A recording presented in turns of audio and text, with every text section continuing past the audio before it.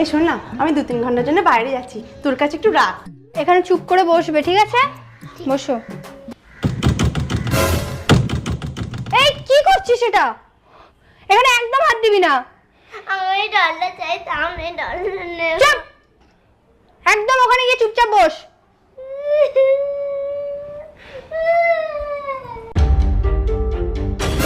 কি হয়েছে সোনা?